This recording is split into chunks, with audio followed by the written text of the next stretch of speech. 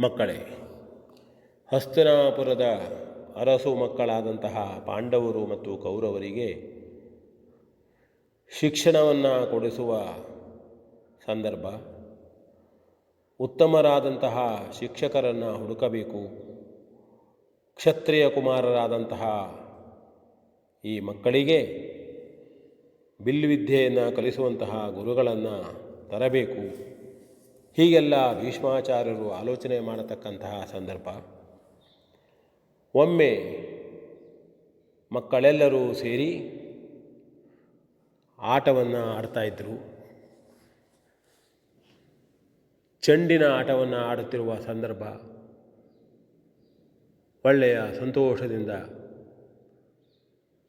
ಆಡ್ತಾಯಿದ್ದರು. ಆಗ ಆ ಚೆಂಡು ಸಮೀಪದಲ್ಲಿದ್ದಂತಹ ಒಂದು ಬಾವಿಯಡೆಗೆ ಹೋಗಿ ಬೀಳುತ್ತದೆ. ಮಕ್ಕಳು ಹೇಗೆ ಚೆಂಡನ್ನು ಎತ್ತುವುದು ಎಂಬ ತೊಂದರೆಯಲ್ಲಿರ್ತಾರೆ. ಯಾರಿಗೂ ಎತ್ತಲಿಕ್ಕೆ ಆಗುವುದಿಲ್ಲ.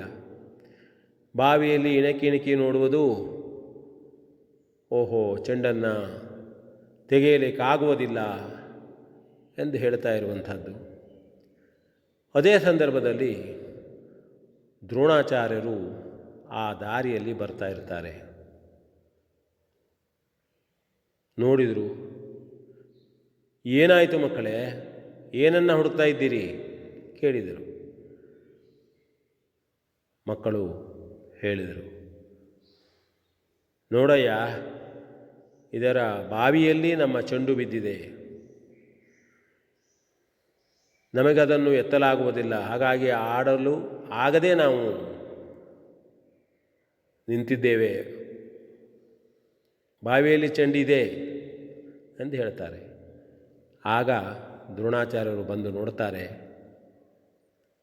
ಸಮೀಪದಲ್ಲಿಯೇ ಇದ್ದಂತಹ ಕೆಲವು ಗರಿಕೆ ಹುಲ್ಲನ್ನು ತೆಗೆದು ಮಂತ್ರಿಸಿ ಬಾವಿಯೊಳಗೆ ಬಿಟ್ಟು ಚೆಂಡನ್ನು ಮೇಲಕ್ಕೆ ತರ್ತಾರೆ.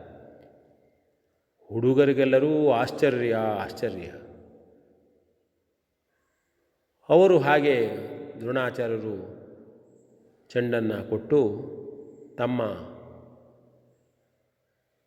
ಎಲ್ಲಿಗೆ ಹೋಗಬೇಕು ಅಲ್ಲಿಗೆ ಹೊರಡ್ತಾರೆ. ಈ ಸುದ್ದಿ ಹಸ್ತಿನಾಪುರದ ಹಿರಿಯರಿಗೆಲ್ಲ ತಿಳಿಯುತ್ತದೆ. ಭೀಷ್ಮಾಚಾರ್ಯರಿಗೂ ಕೂಡ ಈ ಸುದ್ದಿ ಹೋಗ್ತದೆ. ಅಬ್ಬಾ, ಬಾವಿಯಲ್ಲಿ ಇದ್ದಂತಹ ಚೆಂಡನ್ನು ಸಮೀಪದಲ್ಲಿಯೇ ಇದ್ದಂತಹ ಗರಿಕೆಯನ್ನು ತೆಗೆದುಕೊಂಡು ಮಂತ್ರಿಸಿ ತೆಗೆಯುವಂತಹ ಬಿಲ್ವಿದ್ಯೆ ಪ್ರಾವೀಣ್ಯತೆ ಅಥವಾ ವಿದ್ಯೆ ಬಲ್ಲಂಥವನು ಯಾರು ಎಂಬುದನ್ನು ಹುಡುಕಿಸ್ತಾರೆ. ಆಗಲೇ ದ್ರೋಣಾಚಾರ್ಯರ ಭೇಟಿಯಾಗ್ತದೆ. ಮುಂದೆ ಕೌರವ ಪಾಂಡವರಿಗೆ ಬಿಲ್ಲುವಿದ್ಯೆಯನ್ನು ಮಂತ್ರಾಸ್ತ್ರಗಳನ್ನು ಕಲಿಸುವುದಕ್ಕೆ ಗುರುಗಳಾಗಿ ನೇಮಿಸಲ್ಪಟ್ಟವರೇ ದ್ರೋಣಾಚಾರ್ಯರು. ಮಹಾಭಾರತದಲ್ಲಿ ಪ್ರಮುಖವಾದಂತಹ ಹೆಸರಿದ್ದಂಥವರು. ಅವರ ಬಗ್ಗೆ ತಿಳಿದುಕೊಳ್ಳಬೇಕು.